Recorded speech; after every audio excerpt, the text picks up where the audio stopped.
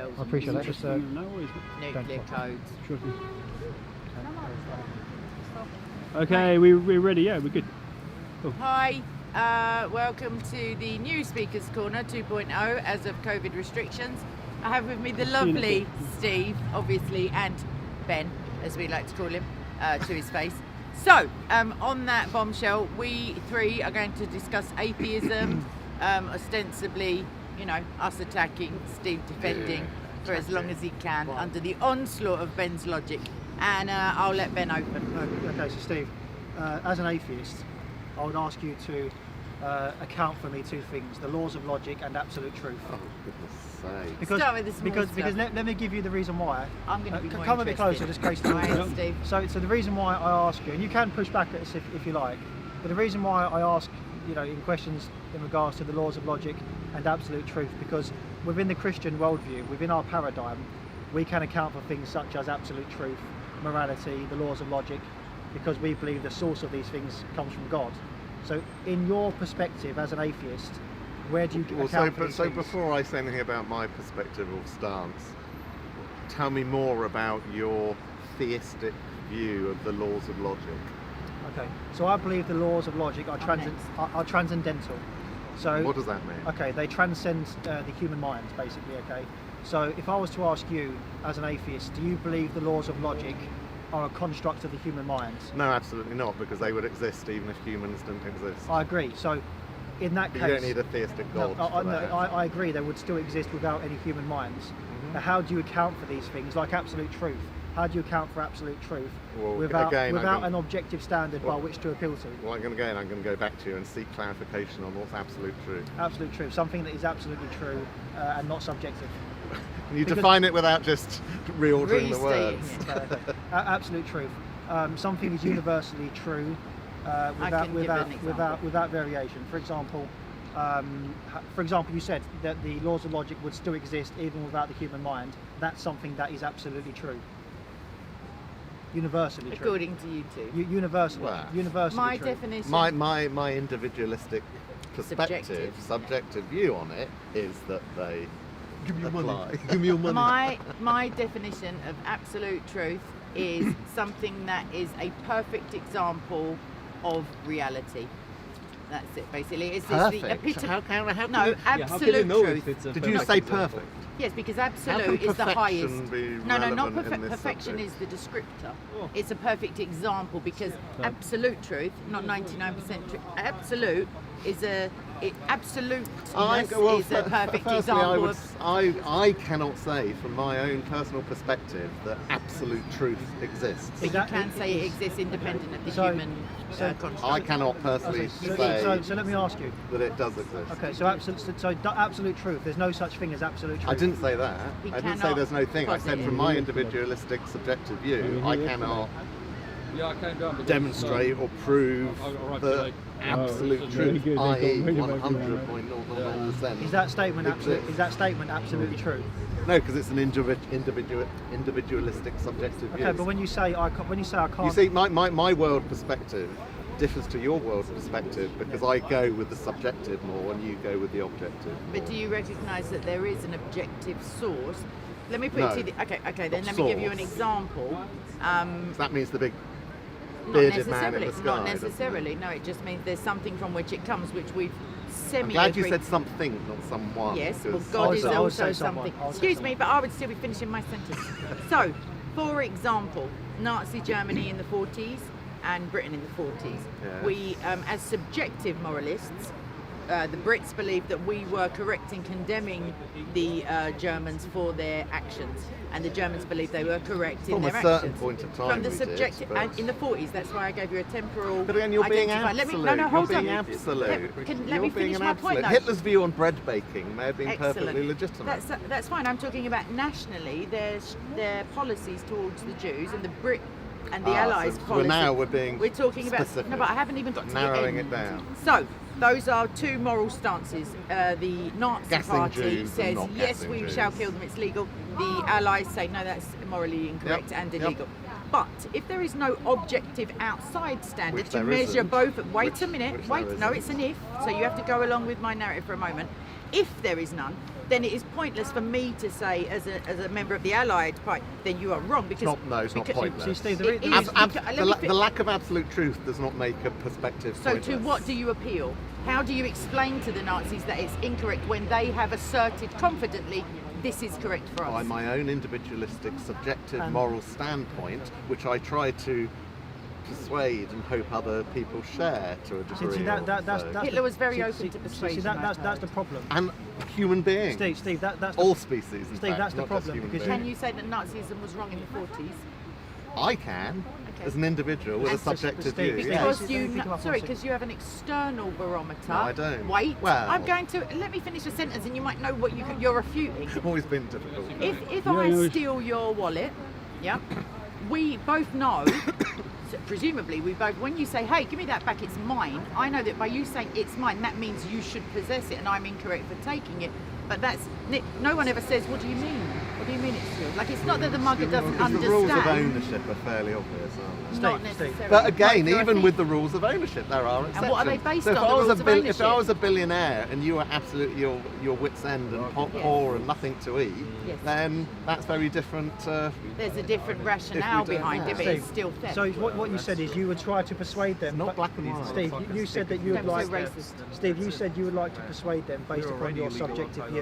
Yes. But the problem is, that's what both sides are going to do. You're going to say to the Nazi. And that's life. No, but one I'm second. always What life. I'm going to say is this. No, You're going yeah. to say to Nazi Germany, I'm going to try and convince you Look based upon here. based upon my subjective morality that what you're doing is wrong. They're going to come back at you and say, well, based upon our subjective morality and the standard we appeal to, we believe it's absolutely okay to do. So I'm saying, when you have these two conflicting subjective moralities, which external objective source do you appeal to? There isn't one. Exactly. That's the problem. So you have a worldview that's subjective, which ultimately the atheist is being inconsistent. Because when you say, I'll show you how. I'll show you how. Where's the Because inconsistency? I will show you how. Because when you say, okay, repeat what you said because people interrupting. People. Where's the inconsistency in the Okay, atheist it's view? inconsistent. It's inconsistent. What is specifically? I'm about to show I you. wasn't calling The people, atheist. I was- Okay, one second. The atheist saying these things, okay, Saying what is things? inconsistent Saying because what things? I'm going to get to it, Steve. Because when you say, okay, this is what we have, it's subjective, and that's what we go with. You're then going to say when Nazi Germany kicks down your door, drags you and your wife and kids away, you're then going to say that's You'd have to nip round, you're eh? then going to say that's absolutely wrong. So then you're going to appeal to an absolute truth, not a subjective You're opinion. choosing, deciding what words I'm going to use. So if they kicked to make your point. so if they kicked in your door, would you say it's absolutely wrong for them to kick in your door? I tend not to use the word absolutely full stop. Absolutely. Is that Absolutely. And literally. But listen, do you not see the point though? So, No, because again, as I said a while ago in this conversation, you work in a world of absolute subjectives. I don't. I don't. I live in a secular world. But Steve, one Well, second, Steve, that's an A absolute. feather, you could say that's an absolute statement. an absolute They're statement. words. Let me They're ask you words. one thing. Let me They're interrupt words. this for a second. Yes, which has meaning. Does your faith make something Variable. true? The fact that you believe in something very vehemently No, make it that's true. the other way around. that The which truth is true. inspires the faith. That Well, which then is you're true. not right just because you believe in No, something. that's Nobody not has what we're claimed saying. that. But Pavlov, that's not what we're saying. Truth is that which corresponds to reality. Would you agree? Yeah, but what you That's believe what is truth is. reality. Sorry? No, What you no, believe no, reality no. Not is. necessarily. What Look you at believe, art. hold on, what Look you at believe art. reality Yeah, it's is. Someone could say absolutely this horse twaddle. head is beautiful. But that's in terms of absolutely. subjective. What you Well, believe it's reality like- is no, no, necessarily you're reality. making a false dichotomy. Reality You're has saying to that there's come either through the the lens subjective of or the subjectivity, as objective, in a and there's no human in between. interpretation There are of things that are events. But your subjective. eyes No, no, are no, no, example, no, things hold on, like, I haven't finished. flavour. So it I like gets to your chocolate, you brain, might not like and chocolate. then That's you subjective. make the In judgment terms of as a morality human and the laws of being, logic, as they are to how absolutely true closely or that not. relates to the truth Well, as why you perceive it. then? And yet, I'm not sure how this is what going to work we on are camera claiming, with sorry, multiple what we're claiming Yeah. is that there is an But objective how then standard, does not a morality- reality of good. How then does morality Your eyes subjective though. change, What's evolve, a change? alter? Sorry? How does, if what you just said is correct, that morality repeat is, that, sorry, come if, away if, from if that. what you're saying is morality is absolute and objective, why therefore does morality change both geographically and with time? what my mother found immoral, I find perfectly fine. What my mother found moral, her mother, my grandmother, found absolutely immoral. And what we find moral here, a Muslim culture, for example, would find absolutely immoral. So, and it's not just religion-based. So morality clearly varies with time and space. Geography. It varies in time and space when you have a worldview that is without God. For example, worldviews with God. hold on, Religious hold societies on. change. The Catholic but one Church second, changes its stance on morality. They do. That's because they're inconsistent. Okay, for example, Bad Christians. They're inconsistent in terms of, for example, the Pope said that the capital punishment is now wrong, when prior popes said that's okay. That's because they're basing that on the opinion of a man who's running that particular institution. One second, rather than the laws of God themselves, because if we live by the laws of God, then things are absolute. If we go by the laws of man, then things become subjective, like Nazi Germany, like Mao Zedong. So therefore, point me in the direction of a single faith or religious clan who've been unwavering in their beliefs and their morality, and that morality has not changed at any point during history. Okay, so now what you've done is you've committed a fallacy of composition. You're basically saying because the engine is blue, therefore the whole car's blue. I'm saying simply because those people within this faith wander from the truths that God has revealed in His Word, doesn't therefore logically follow that the faith itself is then subjective. You're making a claim in regard to absolute objective morality that you claim to get from your creator, and that it's unchanging, and you're saying everything I'm saying about but morality changes with time and with the geography. You're saying, but no, if you've got the absolute morality from your creator, it's unchanging. So therefore I'm asking, which I think is a reasonable question, asking for some evidence or examples of where that can be demonstrated. Okay, so evidence. Let's look at evidence, okay? Of that specific question, of where morality has been unchanging throughout time, throughout history, and across geography. Okay, so I'm granting you that depending on different societies, morality has become subjective. For example, a classic case is Nazi Germany. Their subjective morality says it's okay to do these hideous things. We over here said, well, that's not okay to do, therefore we must put a stop to that. So what I'm saying is, when we do that, when we say it's absolutely wrong to murder these people, we are borrowing from the Christian worldview. When we say that's wrong because they You're have... not answering my question, I'm getting to it. That's wrong because they have value. So I'm saying, in terms of societies making up different subjective moralities, I agree, they do that. So that's my answer there. They do that, absolutely. But the problem is, it doesn't therefore logically follow that absolute truth does not exist. Because in the paradigms I'm speaking in terms of worldviews, under the Christian worldview, absolute truth is definitely a thing. Absolutely. But there doesn't seem any evidence for it being... Which is going back to my point. Evidence, okay, I would say evidence presupposes proof. Would you agree? Evidence presupposes proof. Evidence presupposes proof. Mm-hmm. Proof presupposes truth, because you can't prove something to be true if it's not true. So proof presupposes truth. Truth presupposes God, because without God, where do you get truth from? Tell me. I have to say, what the most ridiculous statement ever. Okay, without so God, where do you get truth Explain from? to me, how do you get truth without God? Because this goes back to what you said earlier. Because can I say first though, I think that one of the very first things we said over there was that the laws of logic exist whether humans exist or not. And that's my point. Okay, wait. So we both agree on that point. Well, my friend, the laws of logic or the laws of morality or whatever else you want to pick exist whether your God exists or whether that man over there's God exists or whether that woman's multiple gods over there exist. Steve, I'm saying these things exist. Come with me. I'm saying these things exist because God exists. God, well, that's just a statement. Steve, you're not getting any evidence. So that's why we look at the presuppositions through which we're looking at the world, and we determine which one of our presuppositions makes more sense and which one doesn't.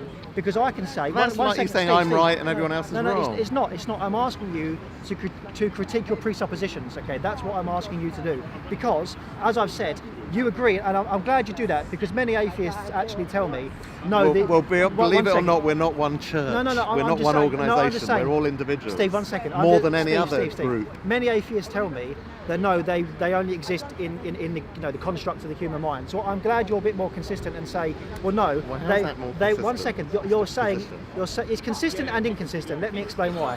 Because you're saying that they will still exist, okay, without God. I'm saying yes, they do. Actually, not without God, without people. Oh, you were right the first without time. people.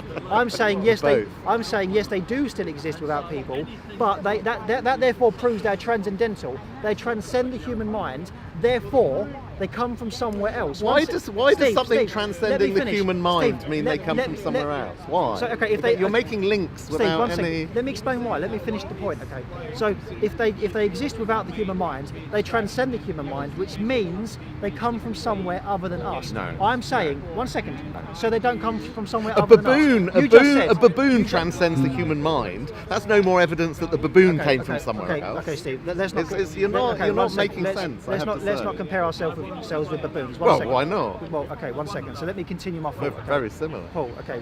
You never watched not Paul, baboons? Steve. Sorry. You've never watched baboons? I have. Yeah. So, They're very similar. Well, only to some people. the social societies, the interactions, Okay, but Steve, let the me communication, Steve, let me finish the my child point. care. Steve, let me finish my point. Okay.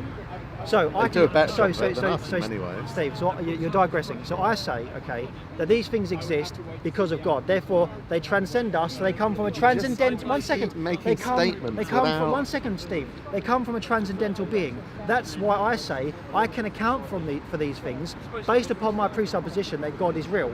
You can't account for these things, and I'm asking you What to do you mean, account for these things. What? Baboons? No, Consciousness? No, you're not What- following. what Explain to me. account logic? Give an account. Morals? Give an account for things like truth, the laws of logic. All these things. Account for those without a transcendental being. Why do you need a transcendental being? Why do you need it? Do you know why? Why? Because you said they exist without the mind. So if they The human mind. No, I'm saying the mind. Humans I'm are saying- a tiny pinprick I'm of saying, existence. I'm aren't saying they? the mind. Humans are a tiny pinprick I'm of saying, existence, I'm both saying- historically I'm and saying, again. When I say mind, volume-wise. I'm talking about human mind and animal mind. So without those things, how do you account for these truths and the laws of logic? Because, like I say, That grass is grass, whether you and I exist or not.